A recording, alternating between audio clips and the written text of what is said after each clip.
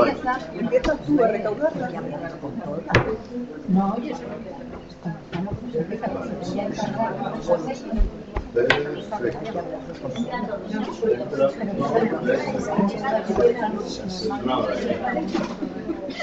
Bueno, entonces, un poquito el pedir a Teresa, estamos ya todas aquí, el pedir un poquito a Teresa que nos vendría a hablar sobre educación, era un poquito porque en determinados momentos que hemos estado hablando de la historia de Quima, o bien por la educación especial, o cuando hablamos de lo de Trasgos, no estamos haciendo otra cosa que hacer referencia al por qué hay que crear programas o asociaciones para atender a una parte de las personas que no tenían en aquel momento un hueco dentro de la escuela, ¿no? Entonces, la pregunta sería, ¿qué ha hecho la escuela? ¿Cómo era la escuela y cómo ha cambiado para dar respuesta a estas personas? Y ver si realmente está dando la respuesta a esas personas y a lo que todos queremos que sea la escuela o no. Entonces, veremos a ver lo que nos dice Teresa, ¿no? Una cosa que os digo, Teresa es pedagoga, con lo cual está acostumbrada a todo tipo de metodologías, incluso a la activa y participativa que se decía en los años 80, que todo era activo y participativo. Con lo cual, aquello que tengáis que preguntar, pues como siempre, no os cortéis, es decir, preguntamos. Si hay algo que no entendemos, paramos. Si consideramos que hay que pedir una explicación, también. A la ley ver, llegaremos, pero lo dejamos hacia el final porque si empezamos hacia el principio, empezamos el debate, ¿vale? Entonces, Teresa, cuando quieras, ¿vale? Bueno, pues gracias, Tino, gracias a vosotras por recibirme aquí. La verdad que, bueno, Tino me llamó y yo enseguida le dije que sí, de una manera un poco igual inconsciente, no sé, porque me gustó mucho la idea de poder reunirme aquí con vosotras y también porque, bueno, algunas de las cosas que yo voy a contar, pues seguramente es como el telón así de fondo de cosas que vosotras conocéis de manera personal o particular o con ejemplos concretos de lo que ha pasado en Santander o en unos colegios, en fin. Entonces espero que cosas que yo diga aquí pues coincidan o tengan o sirvan un poco para ponerle marco a esas experiencias que seguro que todas tenéis, ¿no? Yo he preparado una especie de, no sé, es que palabra, charla, que luego he pensado que es súper largo. Entonces, a mí me gustaría que lo paréis o lo paremos donde queráis, que lo derivemos hacia donde os interese. Yo en realidad lo que pensaba hacer es, bueno, voy a empezar con 4 o 5 diapositivas en las que os quiero contar cuál es como mi hipótesis de lo que pasa con la escuela, ¿no? ¿Qué es lo que yo creo que pasa con la escuela? Y después, a partir de ahí, lo que quiero hacer es como una especie de... Hola. Como una especie de zoom, así desde los años 70 para acá o de acá para los años 70, como se quiera mirar, ¿no?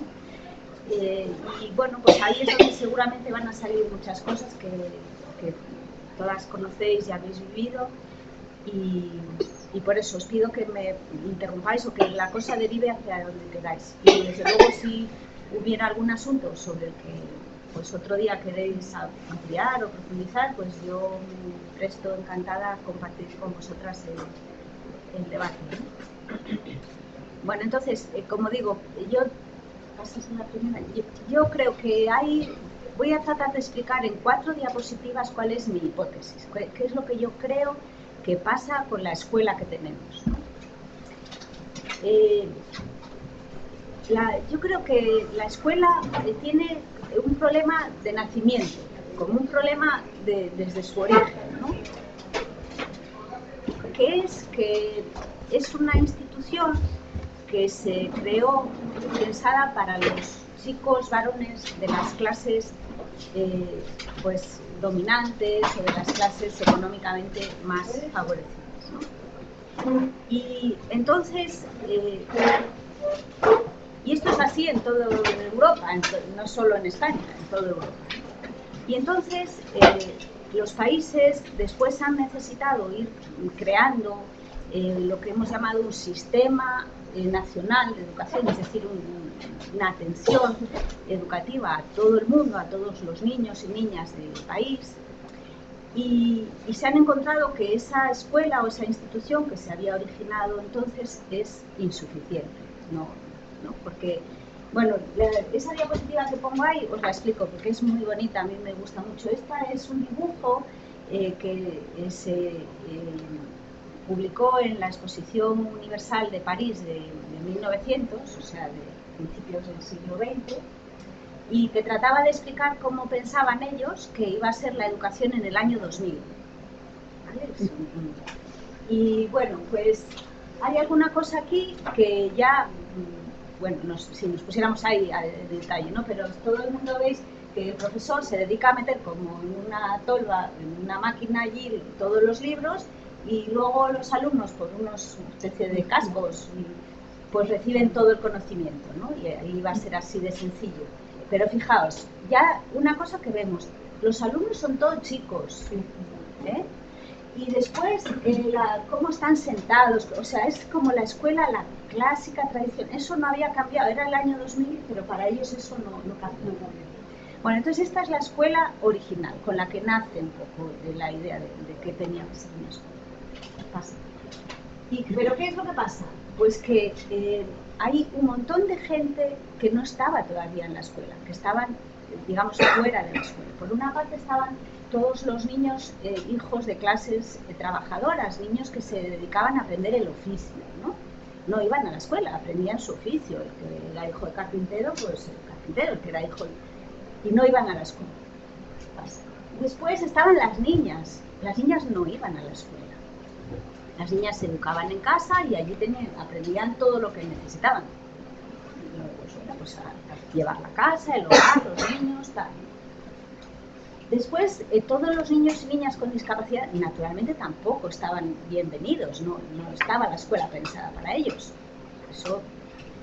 Y luego pongo aquí esa especie de imagen que representa un poco metafóricamente a la etnia gitana, porque luego había siempre en todos los países pues grupos culturales, religiosos, étnicos, minoritarios, que tampoco estaban en la escuela, ¿no?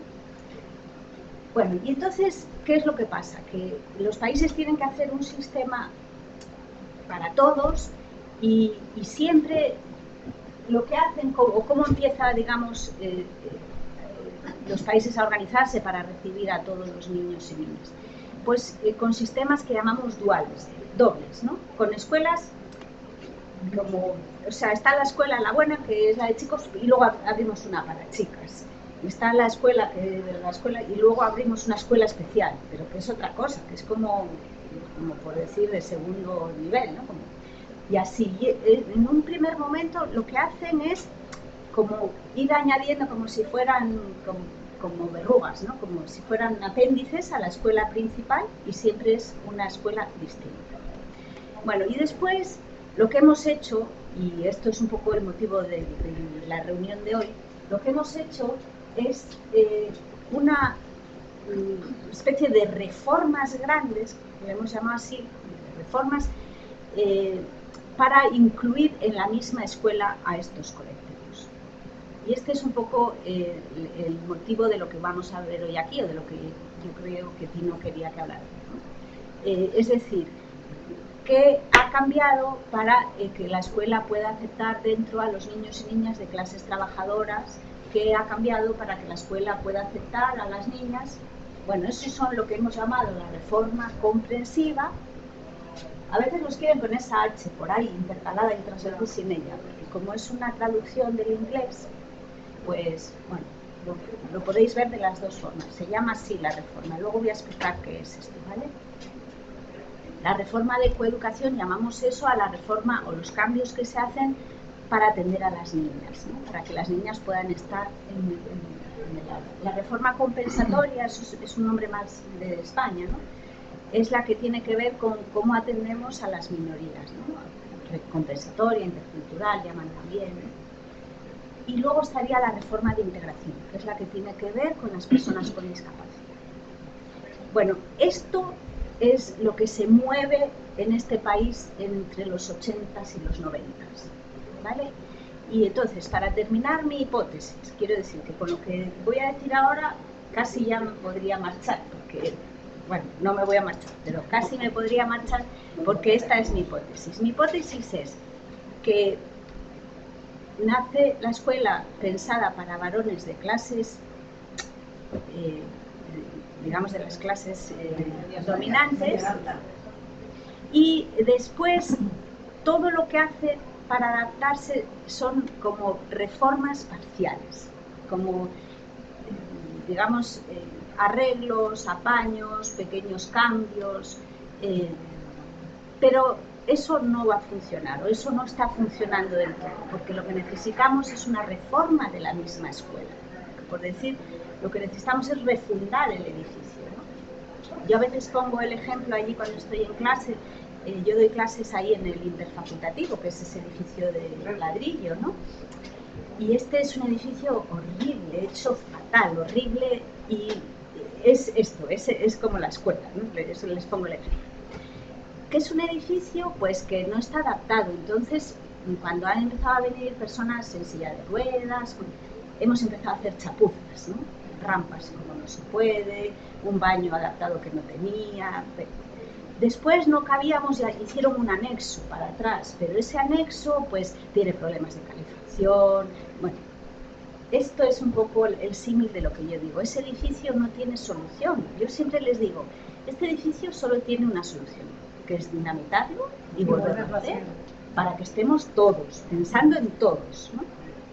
Bueno, esa sería un poco la idea general de lo que yo quiero deciros. ¿Hemos hecho cambios? Sí. ¿Ha mejorado la escuela? Sí. ¿Hemos avanzado cosas? Sí. Pero hay un asunto que es esencial, que no está resuelto, que no está bien resuelto, y que por eso la escuela sigue teniendo muchas dificultades para atender bien a mucha gente, a muchos colectivos. Bueno, esa es mi idea, o sea que yo la voy a estar como más o menos citando todo el rato, pero por seguir un poco un orden un poco cronológico, he tratado de como situarlo un poco con las leyes. A ver, las leyes no es que cambien la educación, eso es mentira, eso creen los ministros. Bueno, ya lo sabéis que cada vez que entra un gobierno quiere hacer una ley, ¿no? Una ley y otra ley. Y bueno, ellos creen que la educación cambia con el boletín, ¿no? Y bueno, no es del todo verdad. Hay muchas cosas que sí, pero no todas cambian. La escuela es muy resistente al cambio, ¿eh? Es una institución bastante conservadora, o sea que no es tan fácil. Pero sí es verdad que ir por las leyes, o sea, hablar un poquito de las leyes, yo no voy a contaros toda la ley ni nada, que tampoco me la sé, sí nos permite identificar cuáles eran los problemas en ese momento, que es lo que la ley recoge, ¿no? O sea, ahora la ley BERT cambia algunas cosas. ¿Por qué? Porque ellos identifican que eso es un problema. Eso es lo que yo voy como siguiendo un poco los pasos de esa ley, explicando cuáles eran los problemas allí, cómo se resuelven, cómo creen ellos que se resuelven, ¿vale? Bueno, de la ley del 70 no voy a hablar mucho. Esta es la ley con la que estudiamos Tino y yo. No sé si más gente aquí, pero todos conoceréis bien. La EGB. Es la EGB, viene de la ley del 70, ¿vale? Es la ley que hace el sistema educativo en España un sistema como moderno, ¿no? Porque amplía la escolaridad. Hasta ese momento la ley, la que había anterior, que era la ley Moyano, que era del siglo anterior, pues decía, bueno, es obligatorio estudiar 3 años, eso decía. Y bueno, pues sí, todos tienen que ir a estudiar, pero no se aplicaba, no es que todo, muchísima gente, casi la mitad de la población no iba a la escuela, progresivamente más gente, pero mucha gente no iba. Y las niñas pues estaban separadas en sus escuelas aparte, ¿no? Bueno, entonces la ley del 70 introduce cambios muy importantes. Y yo creo que refleja bien ese momento. Esa foto que os pongo ahí, ese es Villar Palasí, que era el ministro del momento, y está con Arias Navarro ahí, están en un colegio. Sí, sí, bueno. Está ahí, un poco abuelete. Bueno, entonces, es como la he puesto, no porque sea el motivo de lo que queremos ver hoy, pero para que sepáis que eso ya había puesto un marco, ¿no?, para lo que iba a venir. Es digamos que una ley que hace que el sistema en nuestro país se acerque un poco, que estaba muy lejos, se acerque un poco a lo que estaba pasando en Europa, ¿vale? Porque nosotros estábamos a una distancia muy lejos, ¿no?, por los motivos que todas sabéis. Bueno, y entonces sí voy a hablar un poquito de esta ley, o de este momento, que es el momento del primer gobierno socialista. Esa ley, que se llama LODE, fue del año 85 y hay algunas cosas de ahí... Coincide con la fundación de Quima. ¿Has visto todas las cosas que ha hecho en la historia Quima? Es decir, se funda Quima y cambia todo. Bueno, pero es porque, ¿veis eso que decía yo antes? Ese es un momento de mucha expansión, es un momento en el que en el país hay mucha apertura, hay mucho movimiento social, y las escuelas y digamos que las reformas de la educación se dirigen hacia un modelo más igualitario, dando más oportunidades a todo el mundo.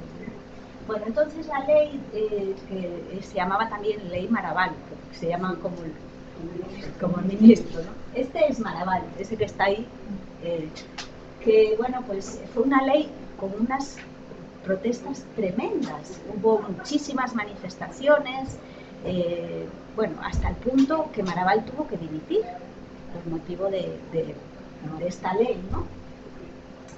Y hay dos cosas de ella que ahora reconocemos y que vienen de este momento, ¿no? Una es los conciertos educativos, es decir, aquí es cuando se organiza para que los centros que entonces eran privados, casi todos eran religiosos en España, ¿no?, los centros que eran privados y que antes funcionaban con subvenciones, en fin, de una manera, pues se haga un concierto, ¿vale? Eso fue muy mal recibido por parte precisamente de los centros privados más que del resto, ¿no?, porque ellos lo encontraban como un ataque, como que les iban a, en fin, que aquello iba a ser como la debacle, ¿no? Bueno, luego la historia o el tiempo nos ha demostrado que al revés, que ha sido todo lo contrario, que ha sido su salvación. De esta época son los conciertos de casi todos los centros que tenemos ahora. Si repasáramos aquí en Santander, todos los centros que tenemos concertados son de esta época ya.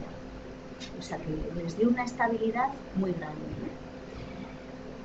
Y bueno, lo que hizo fue ordenar un poco la oferta educativa como absorbiendo los centros privados, ¿no?, como si fueran haciendo un poquitín públicos, no es que sean, pero un poco, ¿no? Bueno, dentro de la escuela pública, de hecho, están asumidos como tales. La LOCSE los dice que forman parte de la escuela pública, ¿no? Porque luego ya a partir de ahí se ha regulado muchas cosas para todos, para los concertados y para los privados. Y luego hablaré también un poco de los consejos escolares. Seguro que alguna de vosotras ha pertenecido a algún consejo escolar, ¿no? Pues luego podemos hablar un poquito de esto. Son de esta época, ¿vale? Bueno, esta era una sorpresa que tenía aquí guardada, estaba escondido en realidad este hombre. Esto es una foto de la época, de ese momento, de los 80, finales de los 80, y lo encontré en internet, y si yo pregunto ahora quién es ese, porque yo lo he hecho esta prueba en casa, se lo he pasado allí el test a todos en mi casa y nadie... Hombre, muy bien, ¿dónde estás? Aquí. Esto es la fisonomista, ¿no? Este es ver en la época. Cuando lo encontré dije, no me lo... Ya tenía entonces... No parece él, pero sí es. ¿Ves? Es que lo mejor no perder el pelo. Perdes el pelo y se te agrieta la cara. Yo por eso me lo conservo bien. Bueno, pasa. Esto era una broma, pero veo que hay buenos fisonomistas. Bueno, dos diapositivas para enseñaros qué ha pasado con los conciertos, con los centros concertados, y cómo es la proporción en nuestro país, ¿vale? La proporción en nuestro país es aproximadamente de 60-30. 60 son los públicos, 30 los privados. Bueno, y luego quedan los concertados, perdón. y luego quedaría un reducto muy pequeño de centros que son totalmente privados, ¿vale? Entonces, la red pública es por lo menos en el entorno del 70, 60, por ahí, pero cambia mucho en las comunidades. Bueno, esta es una cosa que se va a repetir mucho en lo que vamos a ver hoy. Hay unas diferencias en nuestro país, en la educación, entre las comunidades que es demasiado, por decirlo muy rápido. En montones de cosas que van a ir saliendo aquí vais a ver que hay como las dos Españas, se va a estar viendo todo el tiempo, ¿vale? Y aquí también se ve.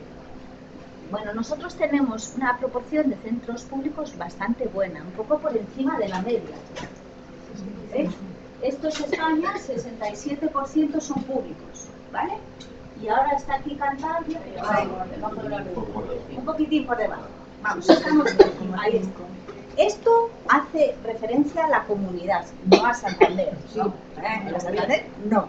De hecho, la mayor parte de los concertados, si quitas los de Santander y Torrelavega, sería un 89,9 y un 10%. Bueno, y esto es en relación a la primaria, ¿vale? Bueno, luego ahora vamos a la secundaria y ya, solo era para... Solo os quiero hacer notar el caso de Madrid, Comunidad de Madrid, País Vasco, Cataluña. Esto se va a repetir en más cosas, ¿vale? Pero en este asunto es un tema muy notable. Tiene una cantidad de centros concertados muy alta, y han ido concertando en estos años más y más, ¿vale? En secundaria es mucho mayor, o sea, hay muchos menos centros concertados. Esto es secundaria, segunda etapa, es bachillerato, ¿vale? Porque la ESO está muy parecida a la primaria. Pero es que aquí en el bachillerato tenemos que el bachiller, la mayor parte de los... En Cantabria solo hay 2 centros concertados de bachiller, pero porque son escuelas, como les llaman, bueno, que una es, ¿cómo se dice? Bueno, una está pegada o es una prolongación del Santa Clara, que sería, me parece que son las esclavas, y la otra se creó como una prolongación del Pereda, que es el Oscar, que son los únicos en los que el bachiller es gratuito. Bueno, pero en todo caso en el bachillerato no hay tanta educación, o sea, la mayor parte es todavía pública, ¿vale? Veremos después que pasemos esta crisis tremenda que estamos pasando, seguramente estos datos van a cambiar también. Se va a ver de alguna manera revertida la proporción y ahí ya se está empezando a ver mucha más afluencia a los públicos.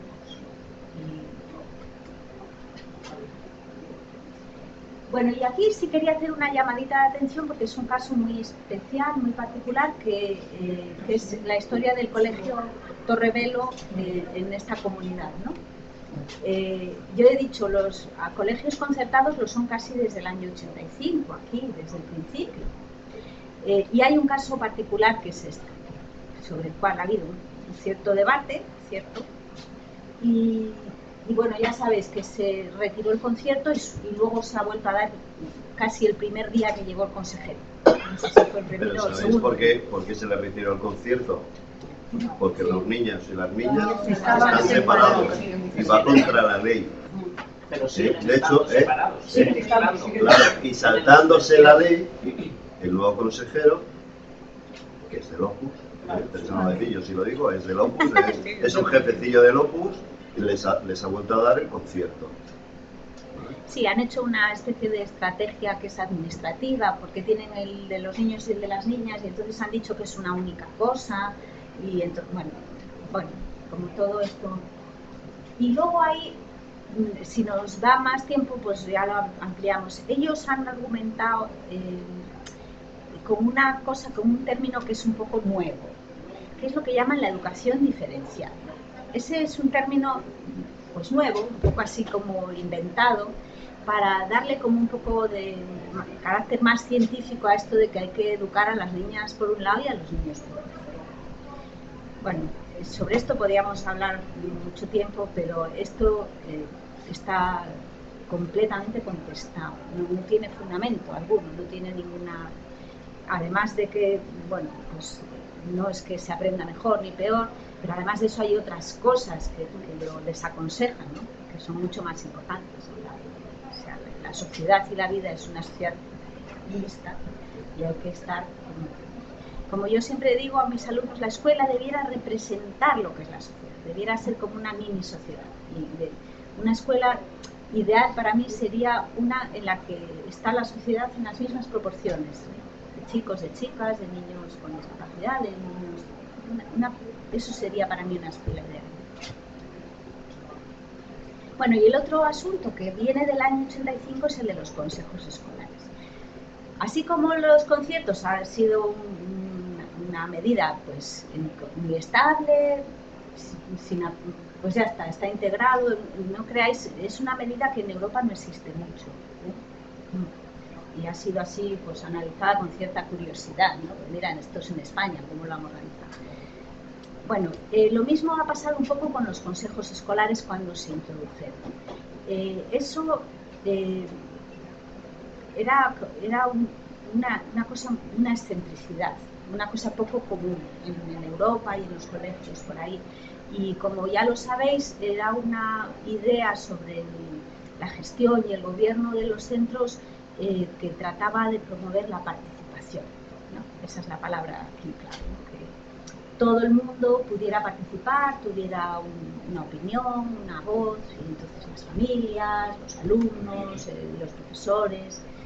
Y el consejo escolar pues tenía, la verdad, muchas funciones. Tenía sobre el papel, pues ya sabéis que elegía el director.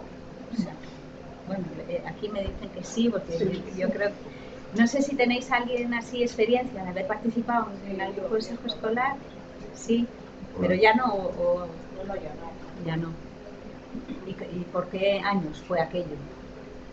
Años, 87, 88. Ah, muy bien, muy al principio entonces, ¿no? Cuando... Sí. Entramos primero con la parte de la APA y luego de la APA pues salieron para el consejo escolar. Pero bueno, estabas ahí meramente invitado.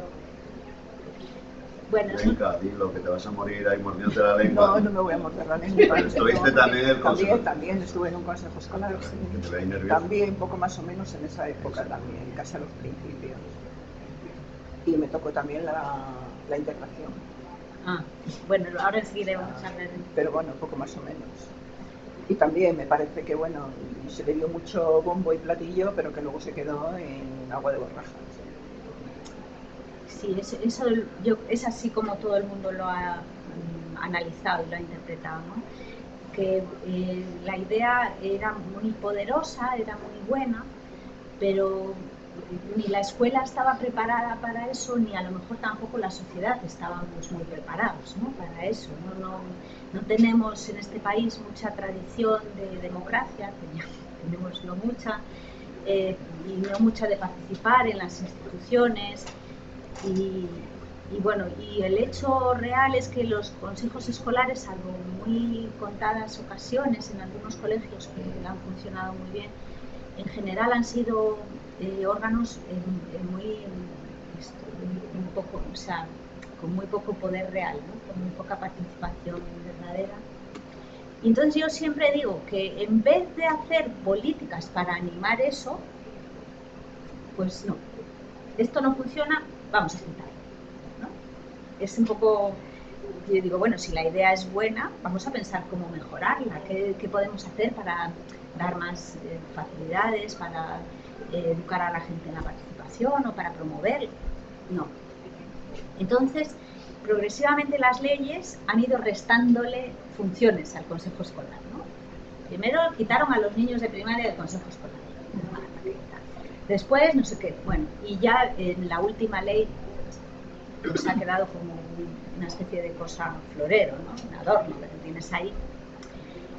Y, sin embargo, la nueva ley, la LOMCE esta, la de Wert, la ley Wert, lo que hace es colocar, o sea, es como ir de un extremo al otro, ¿no? El consejo escolar lo que hace es decir, vamos a participar todos y entonces el poder se distribuye, todos podemos opinar, todos podemos... Bueno, aquí ahora vamos a ir al otro extremo, que es un poder muy grande del director o de la dirección, del equipo directivo, pero además que esto también es nuevo, el director se profesionaliza, es decir, solo puede ser director quien haya hecho una formación específica para ser director. Es decir, se va hacia un modelo más gerencial, decimos, ¿no? Más como si fuera el director de una empresa, eso, ¿no? Como si fuera el gerente. Y bueno, es verdad que en la escuela hay mucho papeleo, eso es verdad, y los directores se quejaban mucho de que, pues no estás preparado, hay muchas cosas que no sabes, ¿no? Pero claro, nosotros teníamos un sistema de elección de los directores que también era un poco peculiar en Europa, muy democrático. El modelo que vamos ahora está mucho más extendido en Europa, o sea, que tampoco es que estamos aquí, o sea, estamos también de alguna manera siguiendo la ola, ¿no? En Europa es más corriente una dirección profesional. En algunos países hay un cuerpo de directores. ¿Vale? ¿Tú qué eres? Yo maestro. ¿Tú qué eres? Yo director. Y entonces voy de colegio en colegio siendo director, ¿no? Y bueno, pues ahí podríamos discutir, todo tiene sus ventajas, sus inconvenientes, pero esa idea de una elección democrática entre el claustro de quién puede ser la persona que dinamice y tal, eso se acaba. Eso ya, la nueva ley no. También es verdad, un poco parecido a lo que pasaba con los consejos escolares, también es verdad que en muchos colegios, en una proporción altísima, no había candidatos a director. Y la administración tenía que nombrar. Entonces, aprovechando que eso estaba pasando, que muchos colegios, yo paso, yo no quiero dirigir, y venía pues eso, la consejería y decía, tú. Y esto ha ido pasando en muchos colegios. Entonces, pues como que se lo hemos dado también un poco ya preparado, ¿no? Como ya ha servido, pues mira, ya que no tal, pues para todos, ¿no? Bueno, ese es, por ejemplo, uno de los temas que cambia enormemente con la nueva ley. Por lo tanto, si yo me preguntara, ¿qué fue de los consejos escolares, de la participación un poco más democrática, de la posibilidad? Pues eso es que lo hubo y ahora estamos volviendo a un momento previo a los 80 en ese sentido. Bueno, hablemos un poquito de la integración escolar. Sí. ¿Los colegios concertados, el director, lo nombra también la consejería o ellos por su cuenta? No, pero la profesionalización esa se la van a exigir igualmente, ¿vale? Es decir, les van a exigir una formación, un tal... Pero te dices ahora. Ahora mismo. Ahora ¿quién elige a los directores? La patronal. Claro, pero es que no todo es uniformemente para todos los centros. Los concertados tienen algún pequeño margen de maniobra. ¿No? Bueno, esto sobre la integración, he introducido esto primero porque a mí me interesa mucho, porque es algo a lo que me dedico especialmente, y después también porque Tino me dijo que había gente que teníais cierta experiencia. Aquí salió ADAE. ADAE fue una asociación que estuvo cerquita aquí, que fue una educación, una asociación de educación especial. Sí. Fue que luego estuvo hasta los años 90. No, desarrollo lo decimos, Asociación de Desarrollo, CDC, Asociación Comunitaria, bueno, Asociación Cultural de Desarrollo Comunitario. Y ADAE era Asociación de Educación Especial. Bueno, estamos todavía en esa época, cuando fundasteis Quima, o lo fundó quien estuviera, cuando empezaron los consejos escolares, bueno, toda esta época de los 80 y tantos y esas primeras gobiernos del PSOE, ¿no? Bueno, en ese momento se introduce en este país la ley, es un decreto de integración escolar, ¿vale? Eso, en el momento en el que se produce, era una auténtica, no sé cómo deciros, en Europa eso era muy poco conocido, y este país hizo una ley muy avanzada en ese momento, muy avanzada y muy comprometida con la integración, muy a fondo y muy de verdad, muy sincera, muy honesta con la idea de integración. Y en Europa, Bueno, ese mapa está hecho y es del año 2011, ¿vale? Y ese mapa, yo os lo explico en dos patadas. Y lo que resume es qué países, digamos que dónde están los niños con necesidades especiales en estos países, ¿no? Lo verde quiere decir que la mayoría están en un colegio ordinario, en un colegio de integración, ¿no? Luego va el amarillo, y es que hay, bueno, algunos en centro especial, pero no muchos, ¿vale? Después va ya el naranja ya, y luego está el rojo, no se distingue muy bien, pero rojo está Alemania, Holanda, Bélgica, bueno, sí, el cogollo de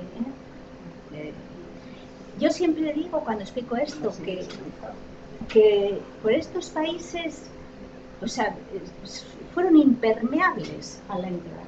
Con ellos no iba esto, este tema no iba con ellos. Y no hicieron ninguna reforma.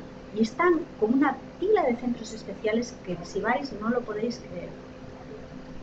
Yo he estado, en Holanda tienen hasta 15 tipos distintos de centro especial. A mí no se me ocurren ni 15 formas de llamar a los niños, de clasificarlos, ni se me ocurren. Entonces, sin embargo, veis, sobre todo el sur de Europa, como yo siempre digo, ¿no? Los mediterráneos, que somos como un poco más, sobre todo España, Italia, Portugal, Grecia, hicimos una reforma muy seria, muy a fondo, ¿eh? En España se calcula que de cada 4 niños que estaban en un centro especial, 3 fueron al colegio ordinario de integración, solamente 1 quedó en el centro especial, lo cual significa que hubo mucha reforma.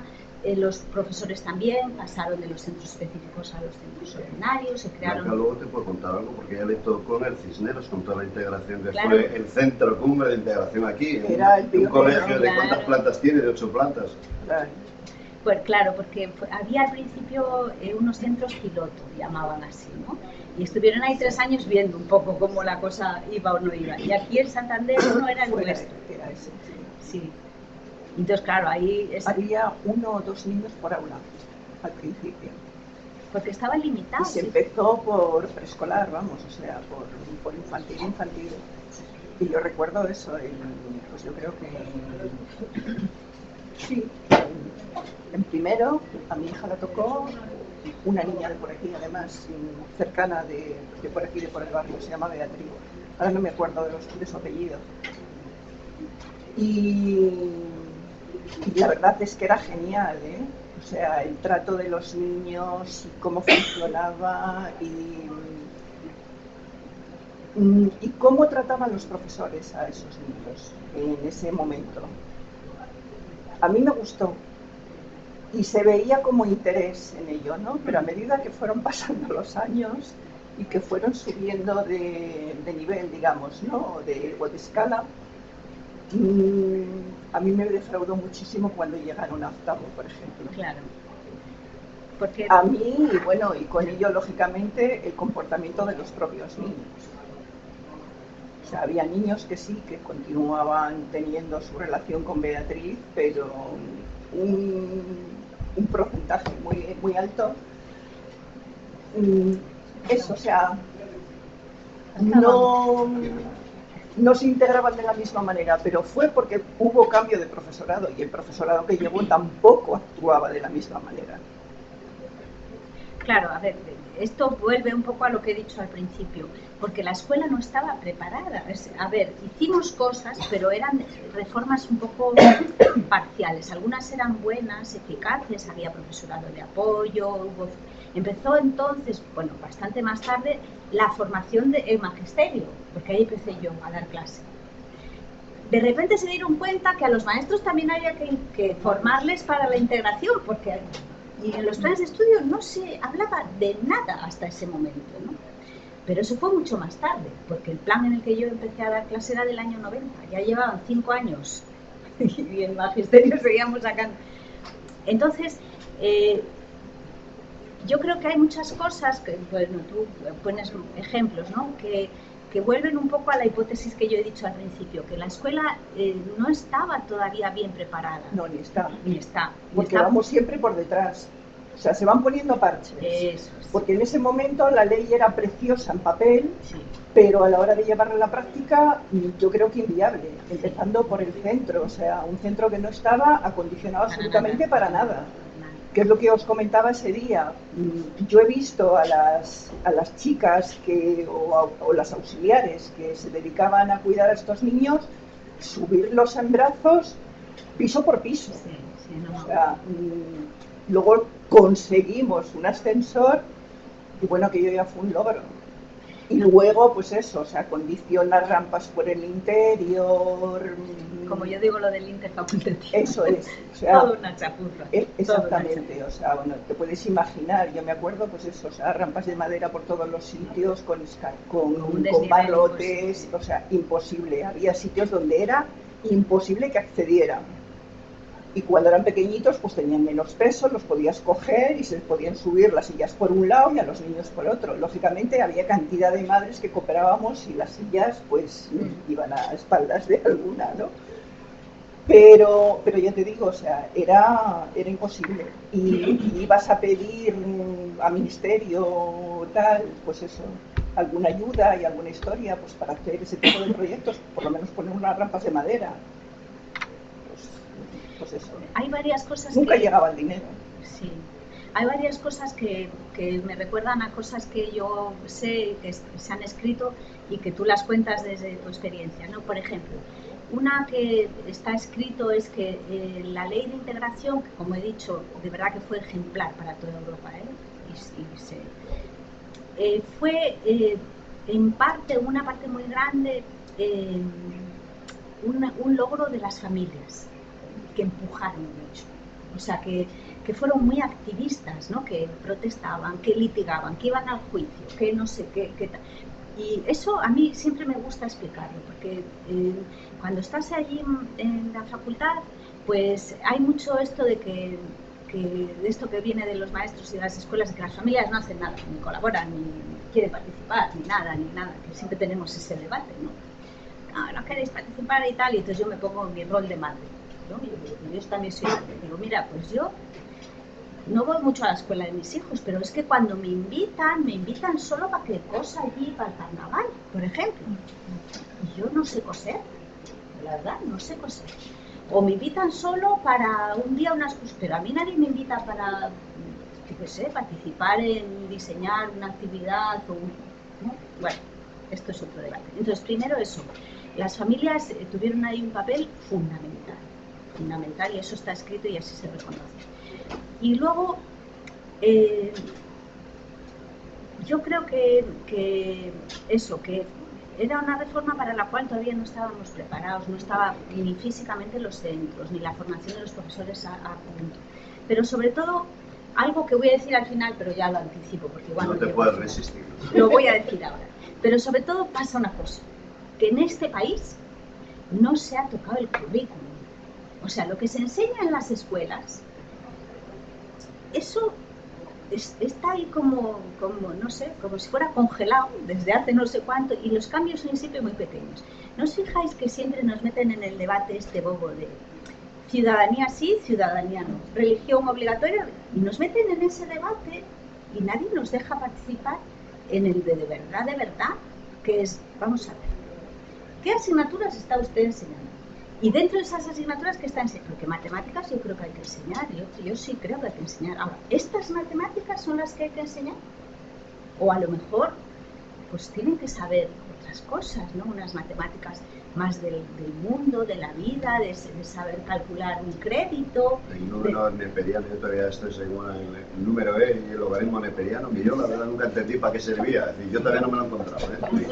Pero eso se daba, y eso lo habéis dado vosotros, y son matemáticas que dices, yo, si nunca se me las matemáticas, porque era igual que la religión, es decir, te obligaban a creerte cosas. No, pues, es decir, a creerte cosas que mi cabeza estrecha no entraba, entonces las matemáticas para mí se cerró. Sí, pero es cierto esto, ¿no? Y luego una cosa que quiero apuntar, cuando el currículum se cambia es para añadir más contenidos, nunca se saca nada, siempre se mete más. Entonces, a lo sumo, que me ha tocado a mí en cuarto, que Julia acabó todos los libros, que en mi vida eso había pasado, acabó todos los libros en cuarto, al final los temas, es que ¿para qué se dan? Si es que no da tiempo no hay posibilidad de asimilar. No hay capacidad de pensar. Los niños no piensan. O piensan en el recreo, o piensan cómo van a hacer los deberes. Pero la enseñanza no obliga a pensar y a posicionarse y a ver cómo se hacen las cosas. Pero es imposible con el currículum que tenemos. Es imposible. Pero además de todo eso, el currículum que tenemos, o sea, hay mucha gente que no puede estar admitida en ese currículum, porque no está, es muy academicista, está muy pensado pues para el que va a ir a la universidad, y está poco pensado para enseñar lo que un ciudadano o una ciudadana debe saber. Si eso fuera de verdad, que hiciéramos una reforma verdadera en el currículum, pensando en qué necesitan las personas para moverse por el mundo, pues vamos a enseñar eso, ¿no? La primaria que sea eso. Entonces, de repente entrarían cosas que ahora no están y de repente habría mucha más gente que estaría en su lugar, ¿no? En su sitio, aprendiendo cosas útiles, cosas que va a usar, cosas que puede aprender, ¿no? Porque puede alcanzarlas, porque puede entenderlas. Bueno, entonces eso lo iba a dejar como para el final, pero ya lo anticipo. Ese es otro de los problemas que tenemos con la integración. Aquí se ve muy claro.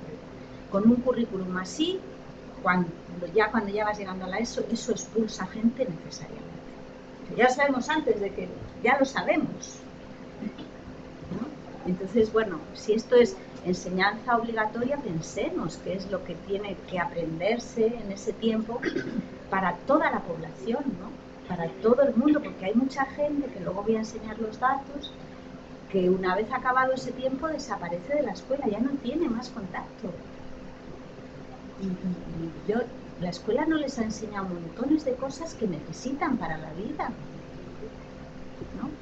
¿Tú qué opinas, Fernanda? Esto que había vi en la tele, una chica, una señora, que era una chica. Una chica como yo, como la mayor, que ella se sentía rechazada en el colegio porque ella enseñaba en su casa a sus hijos, pero les enseñaba, bueno, pues parte también lo que tú decías, ¿no? Las cosas cotidianas, lo que ibas a hacer en el día a día de la vida, no todo pa. No sé hasta qué punto eso, ¿cómo se ve? O sea, se ve fatal. Has abierto un melón complicado. No, bueno, escucha, ya no, pero a ver, tampoco me resulta a mí tan... O cuando ves programas por ahí que están en América y en las selvas y todo eso, y les están enseñando cómo se cría el pollito desde el huevo, a cómo pare una vaca, no sé, lo cotidiano de la vida, aparte de matemáticas o geografía, pues te vas o naturaleza, pues te vas a ver el árbol, mira cómo va creciendo, cómo es ese árbol. En el mundo rural claro, pues eso, pues no sé si que es mejor. Bueno, yo creo que si entiendo bien lo que comentas, hay todo un movimiento que es lo que llaman pues la escolarización en casa o así, más en traducción, ¿no? Y eso es un movimiento de lo más diverso que tú te puedas imaginar. Es decir, que bajo esa misma idea hay desde posiciones muy conservadoras o muy, iba a decir, reaccionarias, es decir, gente que lo que no quiere es que su hijo esté en la escuela, porque lo que se enseña ahí es poco menos que basura, perdón. Y entonces lo que quieren es una enseñanza muy de élite, o por ejemplo hay gente que lo que hace ahí es educar un talento solo, por ejemplo, en violín o tal, y dedicarle horas y horas al niño, a la niña, o bueno, eso sería en un extremo, ¿no? Gente que no quiere que vayan a la escuela porque piensan que el producto aquel es de muy mala calidad, o no lo quieren para sus hijos. Y luego en el extremo opuesto estaría un poco esto que cuentas, ¿no? Gente que lo que quiere es, bueno, pues que el niño tenga su ritmo, que esté más en contacto con la naturaleza, y entonces no lo escolarizan, porque piensan que la escuela lo que hace es, pues es muy rígida en los horarios, en las materias, y bueno, es digamos que un modelo más no sé, más naturalista, ¿no? Más como un poco vida al aire libre y tal, pero no porque la escuela, sino porque no es exactamente lo que ellos quieren. Bueno, en este país hay un vacío legal sobre eso. En principio, los niños hay que escolarizarlos a los 6 años. O sea que eso es lo que dice la ley. Tienes un niño y lo tienes en casa y ya va cumpliendo 7, 8, tal. Y ojo, porque en un momento dado puede ser una ilegalidad. Pero hay un vacío porque no está muy regulado. Así como en Estados Unidos sí, y eso es legal, se puede hacer. Aquí no. Y nadie bueno, y luego es un fenómeno que no sabemos mucho cuánto abarca. No sabemos si hay mucha gente, porque como está fuera de... Pero ahí hay que tener un poco de ojo porque hay posturas de los dos extremos, ¿sabes? Es decir, hay gente que lo hace por una idea, pues, como muy de la infancia, pues no sé, ¿no?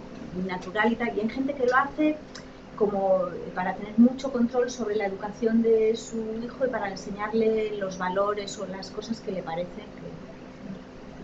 Bueno, a mí... Yo introduzco un matiz, es decir, eso no está al alcance de todo el mundo. Como el padre y la madre, como hoy en día nos obliga a estar trabajando, ya no lo puedes hacer. Ya no, que sí, a ver, pero... Y luego tiene una segunda parte que a mí me toca más, es decir, tenemos familias que justifican que no haya la escuela, pero no hay realmente un plan educativo sobre los niños. Es decir, claro, que es un fenómeno muy complejo y que luego, pues, bueno, pues hombre, yo también me gustaría igual haber planteado un tema de educación libertaria, donde el niño ahí se va construyendo él solo. Lo que pasa es que también eso tiene sus peros, es decir, es muy bonito, pero luego nos encontramos auténticos tiranos, ¿no? Es decir, tenemos un sistema de educación muy sin normas, que el niño vaya creciendo de una manera natural, y luego tenemos un señor pues, que puede ser presidente de la NERLE y que le importa una mierda que los niños africanos, las madres tiren a la leche y se mueran por no sé qué. Es decir, que también miremos hacia dónde nos conduce la educación, que yo creo que es la clave, al menos para mí. ¿Que lo quieres hacer en tu casa? Perfecto. Pero el niño también tiene una serie de necesidades. Y la sociedad tiene unas necesidades sobre los individuos. Y que no nos engañen, porque nos las están poniendo todos los días. Con lo cual también los demás tenemos que, sobre la sociedad, tener una exigencia para que todos los niños o todas las personas podamos influir en esa otra parte, ¿no? Es decir, a mí me parece peligrosillo.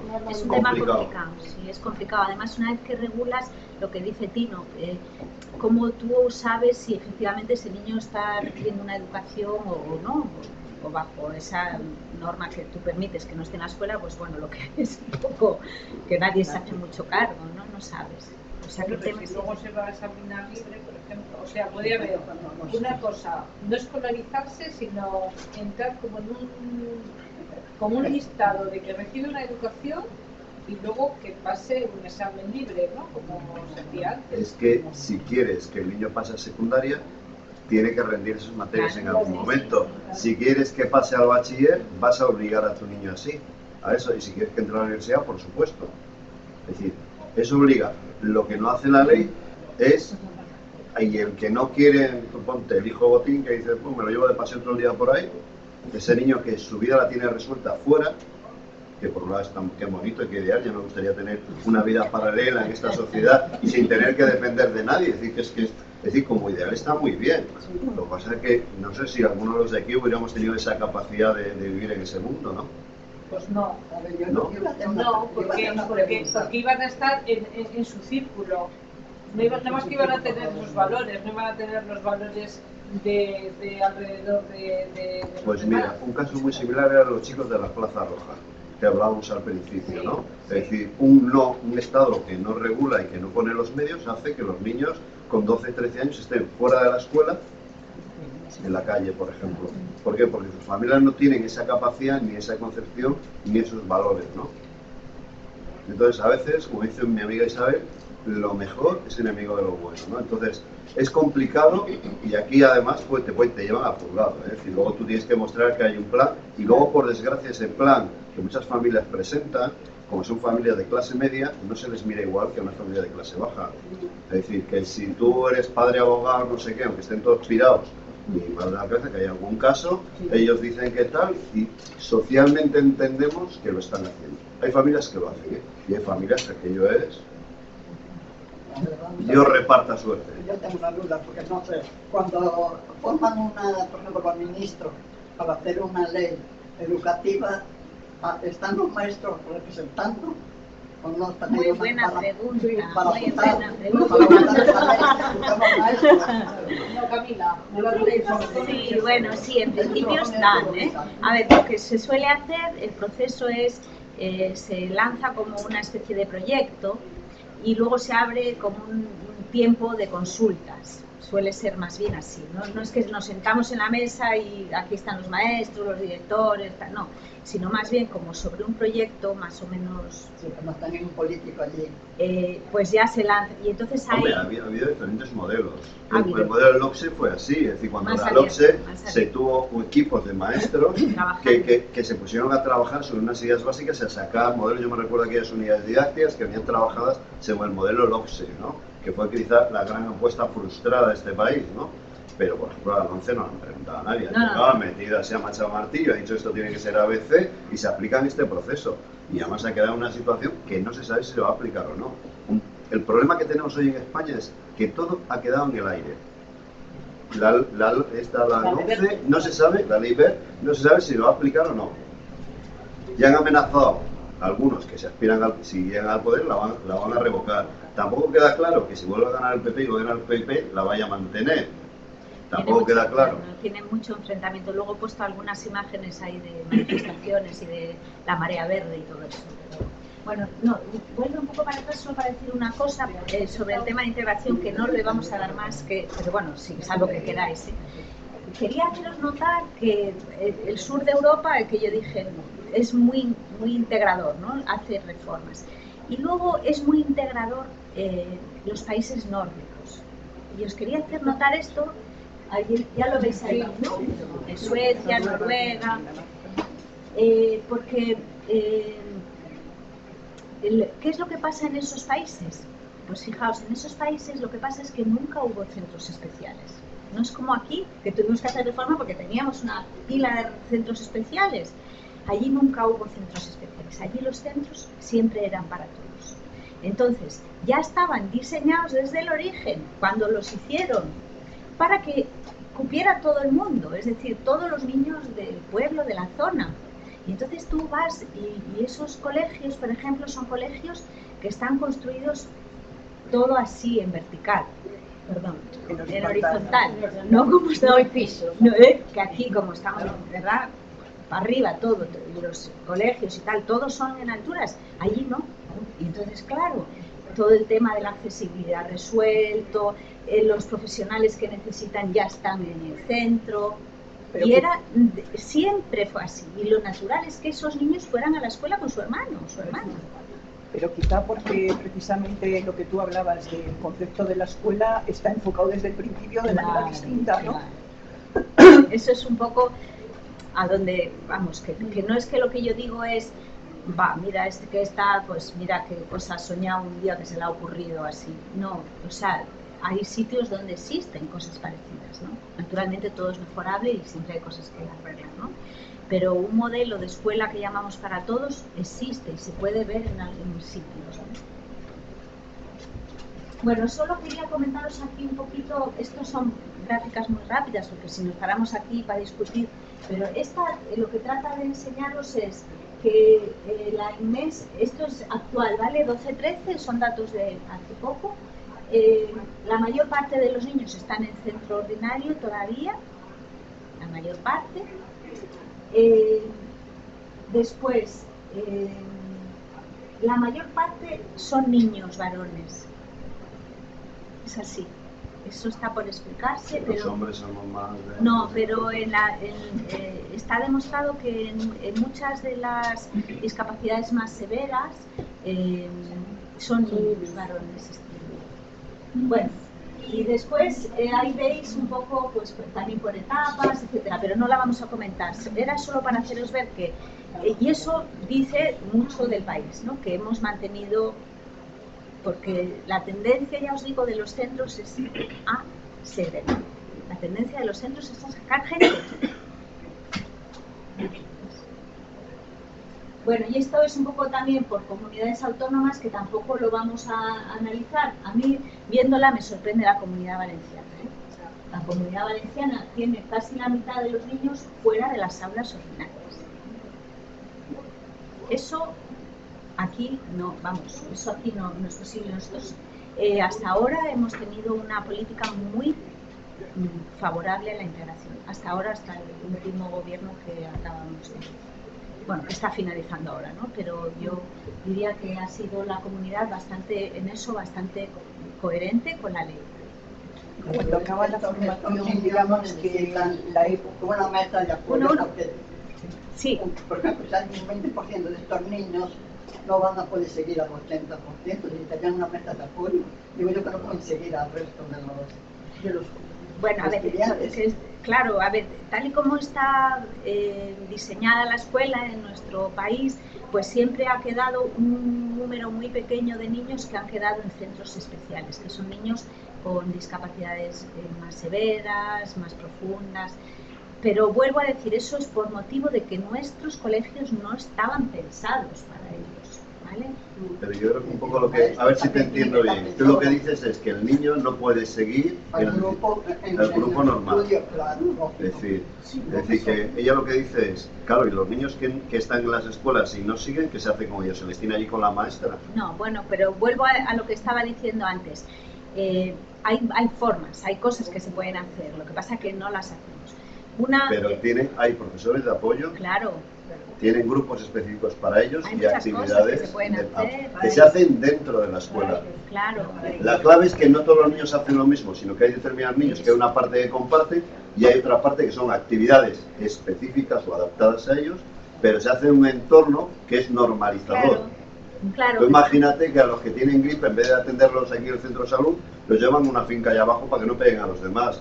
Lo que estamos haciendo es marcarles un estigma, ¿no? Que se sientan incómodos. Pero si vamos al mismo centro de salud todos, a cada uno se le atiende en función de sus necesidades. Y el planteamiento de la escuela integradora es que cada uno tenemos unas necesidades distintas y a cada uno hay que atenderles. Porque en educación especial también están los niños superdotados, que se nos olvida. ¿Vale? Que también, si los niños superdotados no se da una atención específica para ellos, fracasan porque se desmotivan. Les pasa como a mí en el fútbol, como no encuentro en mi nivel, me voy desmotivando. A ver, rindo menos. Entonces, una pregunta que es que igual no te he entendido antes. Cuando has dicho que en los centros especiales hay más niños, que es que hay más discapacidad, como puede ser el autismo, que se da más en los varones. Sí, que hay más discapacidades en los varones. En los varones, sí. Por ejemplo, el autismo. Por ejemplo, es un buen ejemplo. Los hombres siempre vamos con un defecto de nacimiento, entonces pero vamos como en todas a ver, os voy a decir, ya avanzo, porque hay unas diapositivas al final que tienen que ver con el tema de niños, niñas, ¿no? Con lo que yo he llamado coeducación, qué pasa con los niños. Fijaos, ya lo adelanto porque la escuela no estaba pensada para las niñas, ¿vale? No nos engañemos. Pero las chicas han hecho un equilibrio de adaptación fabuloso y en casi todos los indicadores de rendimiento las chicas están por encima. Lo mires como lo mires. Luego voy a poner varias y lo mires como lo mires, por donde lo mires. Si queremos verlo ahora, lo buscamos. Espera, pongo la cámara. Está ya enseguida, igual si sigues ahora mismo lo hacen. Es que en vez de ir y venir, vale, como quieras. La siguiente la pasamos, a ver, pasa. Bueno, esto era solo para haceros ver que en la Comunidad de Madrid abren centros específicos. Eso es inaudito. Eso es impensable con la ley que tenemos sobre la...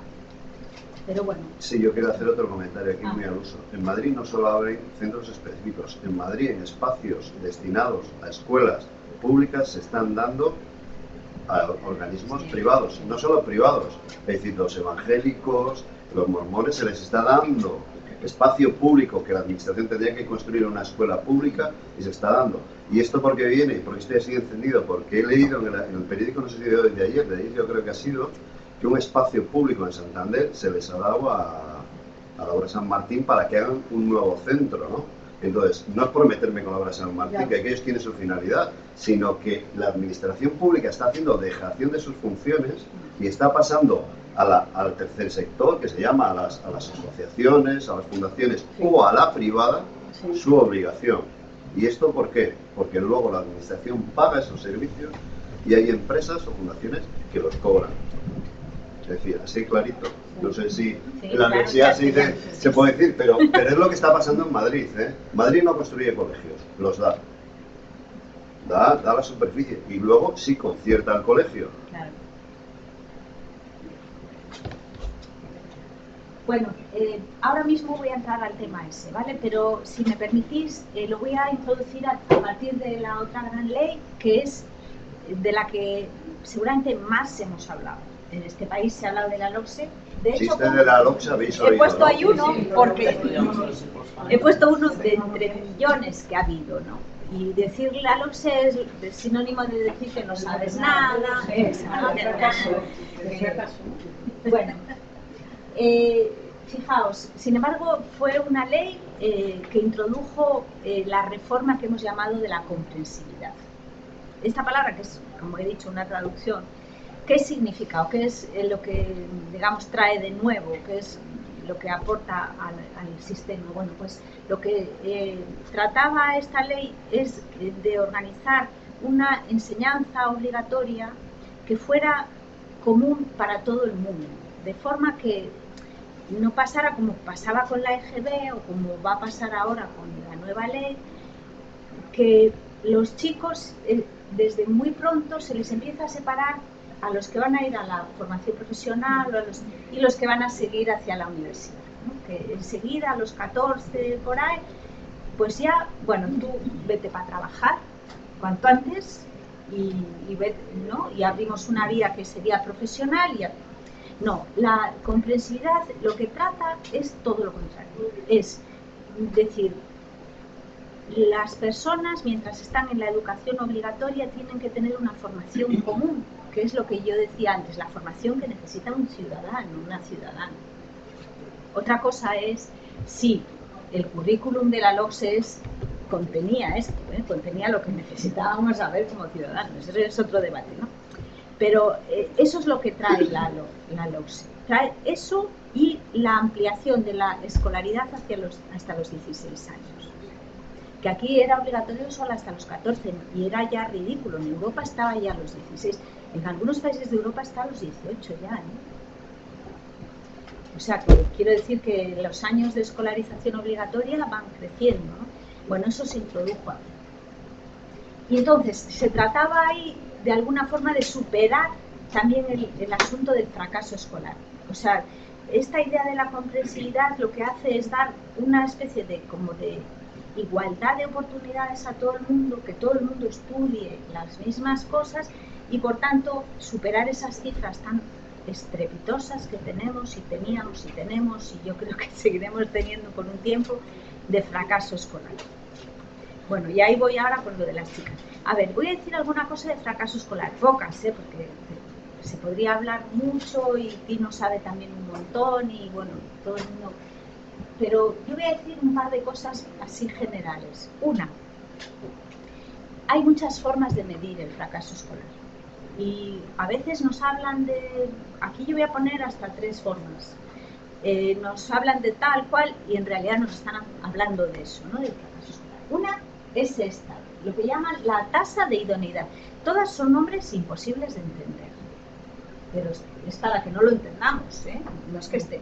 Es para que no nos enteremos mucho. Bueno, la tasa de idoneidad quiere decir, aquí la miden a los 8, a los 10, es decir, a los 8 años, ¿cuántos niños hay que están en el curso que les toca por su edad? ¿Vale? Y así, y a los 10, ¿cuántos hay? Y a los... Bueno, entonces, a los 8 años, casi todos los niños están en el curso que les toca. Ya lo veis, ¿eh? Da igual la comunidad, 95, 94%, casi todos están. Luego a los 10 ya hay algunos menos. Después, a los 12, ya, y luego ya veis que hay un bajón. ¡Fas! Eso es la ESO. La ESO es la gran hecatombe. La ESO es el lugar de expulsión de la gente. exclusión de los niños y las niñas. ¿Vale? ¿Por qué creéis que se da ahí? Porque es más difícil. ¿Sabes cuál es mi hipótesis? El error fue sacar a los niños del colegio. Sí, tan pronto. Porque los institutos no estaban preparados. Me tocó eso cuando yo empecé a trabajar en servicios sociales y aquello era terrible. Es decir, vamos a ver, un profesor de instituto es un señor, Claro, es de un señor materia, de que materia. él enseña. Es decir, pero él da los conocimientos, no tiene que educar. Entonces, claro, un niño de 12 años es un niño de 12 años. Entonces, ahí yo creo que ahí fue el gran fracaso de la LOMSE. El forzar que pasaran a los institutos que no estaban preparados, ni físicamente, ni como profesorado. Y los profesores que pasaron a los institutos fueron los directores y la gente más vieja que tenía más puntos. Es decir, promocionar en educación siempre es promocionar si es un maestro, es de ser profesor de secundaria. Y si uno es profesor de secundaria, pasar a la universidad. Y si es la universidad, meterse en un proyecto de investigación y no dar clases. Esa es la promoción dentro de la educación, desgraciadamente. Y un profesor de medias no tiene nada que hacer en la escuela. No tiene nada que hacer. No es más listo uno de medias que uno de magisterio. No es más listo. Son maneras de enseñar distintas a edades distintas. Pero un maestro está peor considerado que un profesor de instituto. Sí, sobre todo en los institutos es esa idea de que tú eres profesor de tu materia, pero no es esa idea de que tú eres un educador. O sea, que a ti te preocupa todo lo que le pasa al niño, da igual, en una asignatura, en otra, no eres un tutor, llamamos también, ¿no? Eso ha costado muchísimo que vaya penetrando en los institutos y bueno, va entrando poco a poco. Pero claro, no se consigue así. O sea, que te pasas del colegio al instituto siendo un número en el instituto. Claro. Imagínate un centro como el Santa Clara, ¿cuánta matrícula tiene? ¿Mil chavales? Con 100 y pico profesores. Tú dime qué es eso. Si los tienes que dar de comer a todos, con una onda, pero no. Es decir, curiosamente los institutos que yo creo que mejor están adaptados son los institutos más pequeños. La diferencia entre el Villajunco y Las Llamas es una cuestión de tamaño. Y Las Llamas no es un mal instituto, pero la diferencia que hay, el plus que puede tener Villajunco es que vamos, un niño pestañea y todo el mundo sabe quién es, porque es alguien. En un sitio como el Santa Clara, vamos, se te escapa un niño y no te enteras, porque se llevan las faltas, pero si no se entera. Y yo creo que eso es uno de los grandes errores o uno de los grandes defectos que tuvo la LOMSE. No haber previsto quizá la creación de centros específicos de eso y luego los de bachiller, ¿no? Por ejemplo, hubiera sido una medida adaptada, o haber dejado primero y segundo de la ESO en los colegios, que no hubiera pasado nada. Otra idea es haberlos hecho más pequeños, haber limitado. Los institutos en nuestro país son enormes de tradición, porque eso es mucho más barato. Es mucho más barato porque tú rentabilizas mejor a cada profesor. Tú tienes al de lengua, al otro a tope de su horario. Si tienes un centro más pequeño, pues claro, ya tienes ahí que hacer, en fin. Y bueno, además que habría que haberlos construido esos edificios.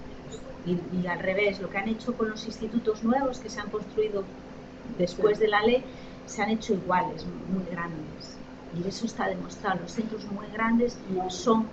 No, es personaliza. Eso es.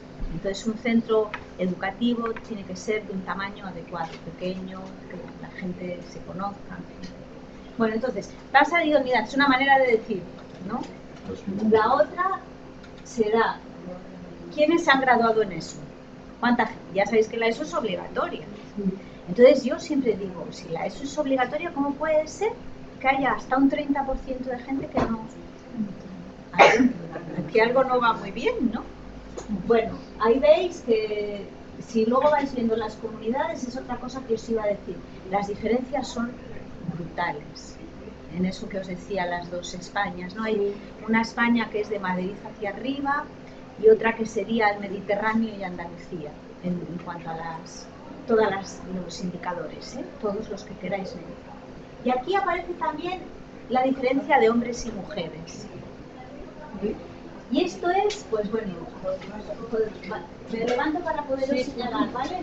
Esta es la media en España, ¿vale? Entonces, en España se gradúa de eso el 75% de la gente. O sea que hay 25% de la gente que no consigue. Primera cosa que es muy alta. Y después es de ese 75, si lo separamos chicos y chicas, las chicas son el 80%. Los chicos son el 69%, ¿vale? El 70%. Eso es la media en el país. Pero, por ejemplo, vamos a coger la comunidad, bueno, Ceuta y Melilla son siempre datos estrepitosos. Comunidad Valenciana. Bueno, pues es que... Y es una de las comunidades ricas, sí. es decir, porque aquí vemos Ceuta y Melilla, estamos hablando de las partes de España donde la pobreza y social, económica y de todo tipo es más escandaloso. Pero Valencia... Mira, Baleares, Murcia, esto ya es Castilla-La Mancha. Baleares, Murcia, Valencia, todo el mundo lo identifica con construcción y con hostelería. ¿Vale? Entonces, mientras que no tuvimos crisis, mientras éramos un país rico, claro, enseguida se ganaba. Enseguida. No necesitabas ni la ESO, ni qué cosa es, ni nada, ¿no? Bueno, entonces, solo para que veáis un poco la dimensión del fenómeno, que en Valencia, en la Comunidad Valenciana, solo se gradúan el 63%. Pero de los chicos solo el 56%, es decir, que casi la mitad de los chicos no tienen la ESO.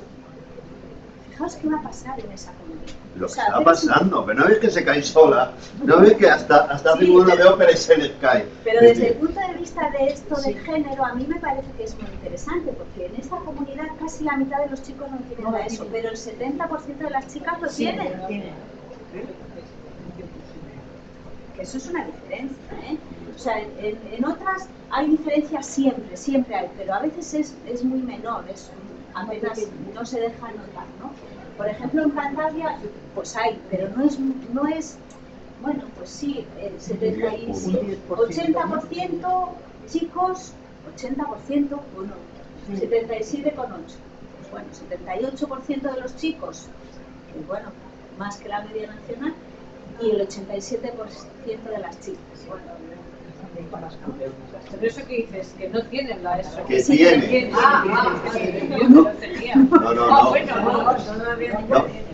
Bueno, pero si te lo digo al revés, si yo te digo que hay una tercera parte de los chicos que no tienen en este país la ESO, eso es muy fuerte. Porque estamos hablando de la enseñanza obligatoria, ¿eh? Una tercera parte. Una tercera parte. Quiere decir que como sistema, sí, porque esto se traslada al fracaso a las personas, pero el sistema fracasa con 1/3 de los niños. Claro, es la escuela la que está fracasando. A mí me encargan, edúcame a estos. Y yo hay al 30% que soy incapaz, luego yo estoy fracasando. No es que ellos están, es que yo en mi trabajo lo estoy haciendo mal. Y tengo que pensar qué es lo que está pasando, ¿no? Yo tengo en esta cuestión hay una palabra clave. Una palabra clave que no se cumple, y es motivación. De ese 30% habrá alguno que no pueda titular porque no pueda titular. La inmensa mayoría, por diferentes factores, están desmotivados. Lo que pasa en la escuela les importa un pimiento. ¿Y por qué las chicas sacan más? Pues no lo sé, pero normalmente las chicas, aparte que maduran antes, y eso es cierto, y muchas veces se marcan, y probablemente ese diferencia que hubo siempre en las familias, ¿no? Yo creo que todavía estamos en este fenómeno de que a las chicas se las exige más, ¿no? Y entonces acostumbras a que se las exijan más. Y los chicos son más principitos. Ay, el pobre, ¿no? Mira, cuando hablamos de esto yo siempre hablaría de los gitanos como un símbolo, ¿no? Cuando ves una actitud en los gitanos, es decir, en los gitanos o en cualquier comunidad que dentro de una sociedad es minoritaria, reproduce los valores de la sociedad mayoritaria, pero ampliándolos. Los gitanos, por ejemplo, son consumistas porque todos somos consumistas. Los gitanos son racistas porque todos somos racistas. ¿Por qué se les nota más? Porque al estar menos educados, tienen menos herramientas para tapar lo esencial. Estamos en una sociedad machista, no nos engañemos, clasista. Y ahora últimamente con la crisis, Teresa y yo y toda mi generación que pertenecemos a unas clases medias normales, hemos desplazado a la gente bien de determinados puestos que por naturaleza son suyos. Y no quieren que vuelva a pasar. Es decir, esto es exagerando, pero los que venimos de estos barrios, y hay gente que ha conseguido superar eso, socialmente, la señorita Esperanza Aguirre es especialmente sensible a esto, y el señor Berson especialmente, son clasistas. Y los puestos del ayuntamiento tienen que ser para los hijos secundarios, terciones o cuartiones de los que viven en todo Santander. Yo trabajo en el ayuntamiento y esto se nota, ¿eh? Ha habido una generación que ha salido, pero todas las modificaciones van a que los siguientes vuelvan a ser los hijos de él. Y en los cargos, los hijos de médicos van a ser médicos. Mi generación hubo gente muy lista que está trabajando de médico. Pero la enseñanza ahora va a dificultar mucho las cosas. Porque, claro, es que... Yo soy más radical, ya lo sabes. Sí, no, pero hay una parte que yo creo que sí se explica en esto que estamos hablando, y es que todos estos cambios de que se vienen de los 80s, lo que han hecho es que el sistema sea más igualitario, dé más oportunidades a todo el mundo, ¿vale? Y entonces una de las cosas que están pasando ahora es que la crisis hace que el sistema regrese a situaciones anteriores, porque claro, es lo que dice Tino de una manera muy llana, ¿no? Yo tengo que asegurar que mi hijo va a estar bien colocado, pues a costa de lo que sea, ¿no? Y entonces, bueno, el sistema se hace en ese punto pues más elitista, más selectivo, más clasista, no sé. Tenéis hijos en la universidad, ¿no? ¿Cuánto les cuesta un máster? Un máster, ahora acabas con la carrera y la carrera no vale para nada. No, grado sí, bueno, depende de qué grado sea. Vamos a ver. Alguien que no tenga un máster, Teresa, entre tú y yo, es decir, vamos a ver. Vamos a ser, Teresa, tus hijos acaban la universidad y la mía acaba la universidad. Y estamos ahorrando ¿para qué? Para pagar un máster, y un máster bueno. Mi hija la ha hecho ahora. ¿Cuánto cuesta? Pero privado. Sí, pero no, si da igual que sea privado que público. 6.000 euros. No, a ver, los másteres todavía en algunas comunidades, los precios en las comunidades son distintos, ¿vale? Porque el precio de las tasas lo pone la comunidad autónoma, no lo ponen las universidades. Entonces, en las públicas, en las privadas lo pone ellos, las privadas, ¿no? Entonces, por ejemplo, la Comunidad de Madrid tiene tasas que son hasta 3 veces superiores a la de Cantabria. Cantabria tiene unas tasas de las más bajas de España, no por este gobierno, sino por lo que habían heredado de antes, ¿no? Por lo que, o sea, anteriormente se habían mantenido, y no sé si la segunda más baja o por ahí, ¿vale? Entonces, eso hace que tanto el grado como el máster en esta universidad concreta tengan un precio que muchísimo menos, ¿no? Bueno, me lo he explicado, ¿eh? Claro, por internet, por la distancia. Claro, entonces ya, si tú vas a una universidad privada, entonces tienes que pagar las tasas que ellos te pidan. Pero a lo que vamos es que incluso la cultura del máster, pues supuestamente alguien que acaba una carrera no tendría por qué tener necesidad para su formación de tener un máster. No, tendría que ser posible, porque el grado te da acceso en principio a alguna tendría que dar acceso, claro. Pero el hecho de que entremos a la cultura de la sobreformación exige que la competencia, vamos a ver, no todo el mundo va a poder tener a sus hijos formándose 20 años o 30 años para que puedan acceder, y eso nos va a empezar a retirar. ¿No? Es un poco lo que cada vez se va alargando el proceso, ¿no? Entonces... A ver, dime. Con el grado, más o menos, la gente, lo entiendo así, la gente está subvencionado el grado. En una parte con las matrículas y esto. Entonces, más o menos, todo el mundo, entre comillas, va a poder llegar al grado, que equivale a una técnica de ahora, más o menos. Que no sea así, de carrera, sí. No, sí, de una licenciatura, no nos lo han traducido así, pero si tú quieres tener el posgrado, te le tienes que pagar tú, que ahí es donde el que tenga dinero puede y el que no se va a quedar. Pero incluso yo sería más malo. En las becas se han reducido y el nivel de exigencia para tener una beca, claro, toda la gente que en mi generación acabó con becas, pues un porcentaje de ellos no hubieran terminado la carrera. Y me juego el tipo que alguno de los que está defendiendo la ley actual, que es a mí lo que más me jode, el cinismo, seguramente tampoco, salvo que sus padres lo pudieran pagar. ¿Vale? Pues es que aquí tenemos un tema que yo me enciendo, y es cuando profesores de media dicen los niños no tienen nivel, y son gente de tu edad, y me dicen, mira chaval, si yo me tomé 2 cervezas en la barra del bar de la facultad, tú tomaste 4. Si tú entraste con un 3 en un determinado momento a dar clase, no me digas que los chicos que tienes aquí no tienen nivel. Se nos olvida esto, pero las becas ahora cubren menos. Sí, pues si las becas cubren menos, y para acceder a formación superior, o sea, lo que ahora el que sale licenciado ha hecho sus 5 años, o sea, la formación superior o te pagas un máster o no la tienes. Y hay pocas becas, pues estamos abocados a que El que tenga recursos estudia y el que no se queda. Sí, bueno, ni hay becas ni hay plazas tampoco, porque mi hija no tenía plaza. Entonces ha tenido que ir a la privada. La pública. En la pública, dices, aquí en Cantabria. Sí, aquí en la universidad, sí. Bueno, es que hay muchas cosas, pero esto sí que no estaba previsto. Bueno, estamos un poco incendiarios. No, bien. No. A ver, yo diría que hoy por hoy todavía la idea de que el máster vaya a ser un lugar no está del todo claro. El precio del crédito en el máster es un poco más elevado que el grado, pero ahora mismo un máster en la universidad nuestra aquí no es una cosa exorbitante, es una cosa un poquito más que un curso de grado, ¿vale? No quiere decir que eso se vaya a mantener siempre así, ¿vale? Porque a lo mejor efectivamente en un momento dado, pues donde van a subir las tasas en los másteres, bueno, eso no lo sabemos. Pero a mí todo eso no me parecería ni del todo mal, porque en realidad tanto el grado como el máster están muy subvencionados en este país. O sea, el chico, la chica en la pública no paga lo que cuesta. A mí, digo, no me parecería tan mal que dijeran, bueno, pues el máster que se ponga a X, ¿no? Puesto que tú ya has accedido. Siempre que hubiera una buena política de becas, ¿no? Una política en la que el que no tiene en casa posibilidades de pagarse el máster pueda. Y eso es lo que está fallando estrepitosamente en este país. O sea, por una parte, efectivamente, la política de la universidad, lo que cuesta y tal, pues se está disparando. Os digo que si, como suele pasar, seguimos el ejemplo inglés, es que no os lo podéis imaginar lo que va a pasar en este país. No os lo podéis imaginar. En Inglaterra los precios son, en la universidad, pero tanto de grado como de máster, son exorbitantes, no nos podemos ni imaginar. ¿Y qué es lo que han inventado? ¿Qué es lo que ellos usan? Pues una política no de becas, sino de préstamos.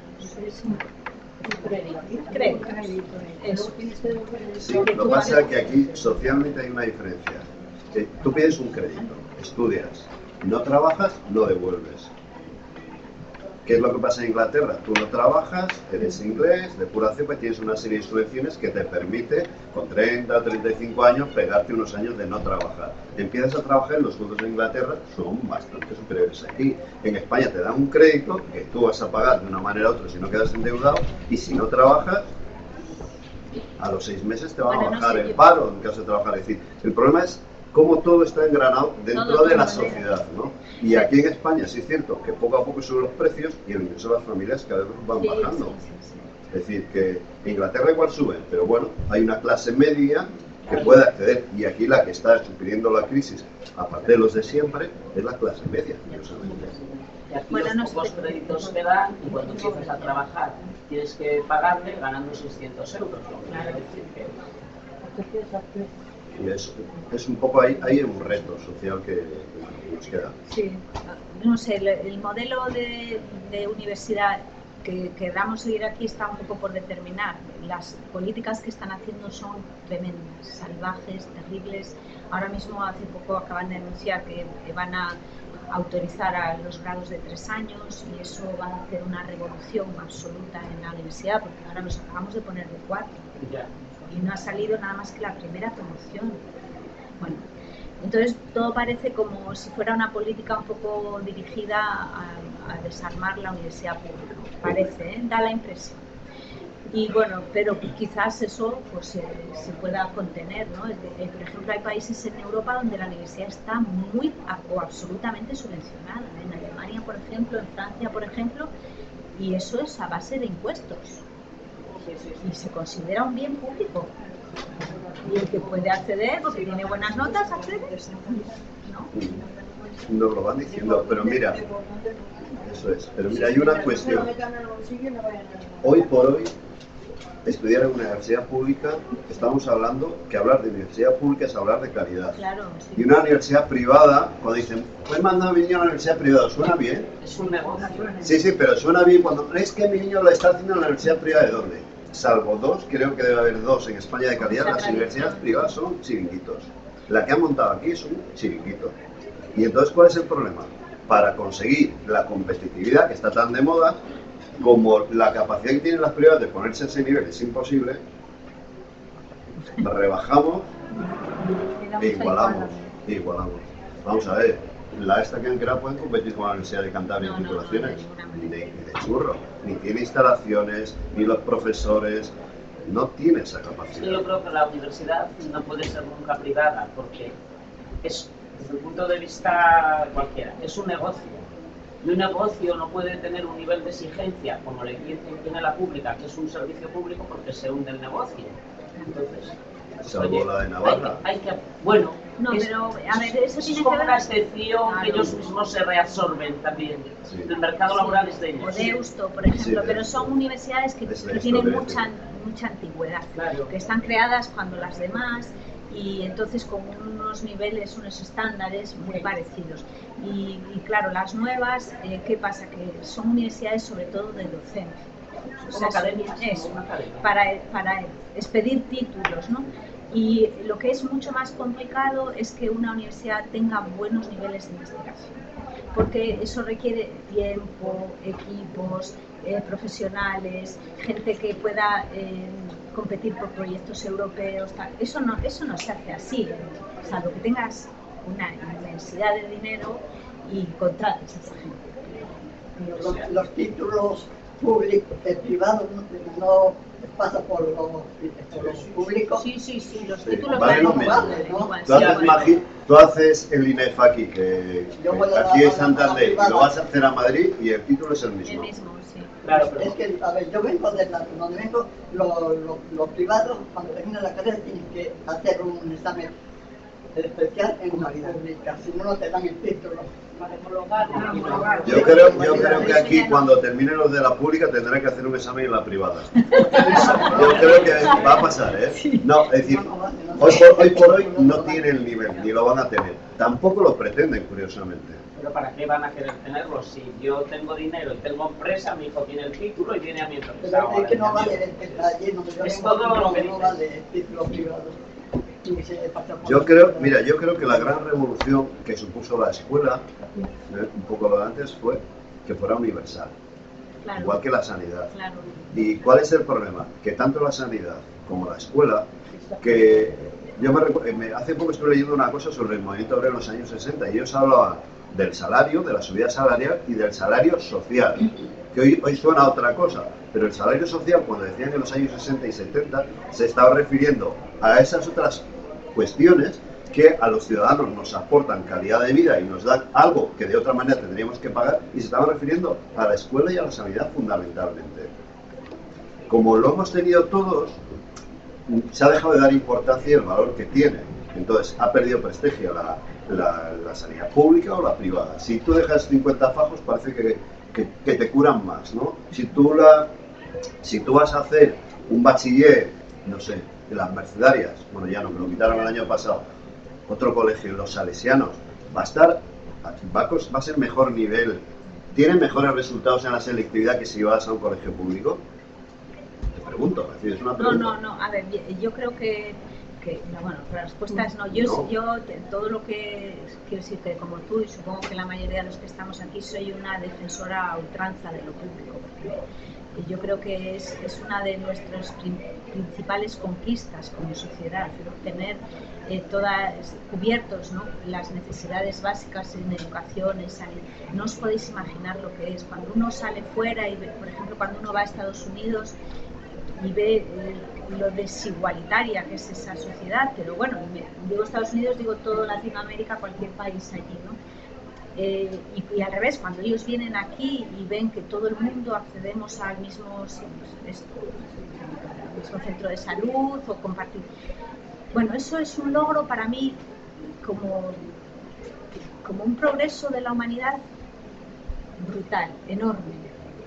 Y entonces me parece que todo lo que retrocedamos ahí es una pérdida muy grande, porque además ha habido montones de gente que ha luchado para llegar ahí, que ha puesto ahí lo mejor de sí, que han trabajado. Y bueno, pues todo lo que a veces vemos que está pasando, ¿no?, que es un poco pérdida de centros, de profesores, en general de lo público y de derechos, ¿no? Pues y salud. Hay un dato que no lo van a decir, pero si cuando nos dé la tasa de mortalidad, nos tenemos que fijar, igual ha subido un 2% o un 3% en España.